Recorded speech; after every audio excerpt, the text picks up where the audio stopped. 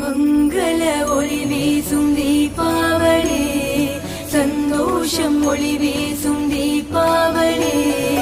மங்கள ஒளி வீசும் தீபாவளி, சந்தோஷம் ஒளி வீசும் தீபாவளி.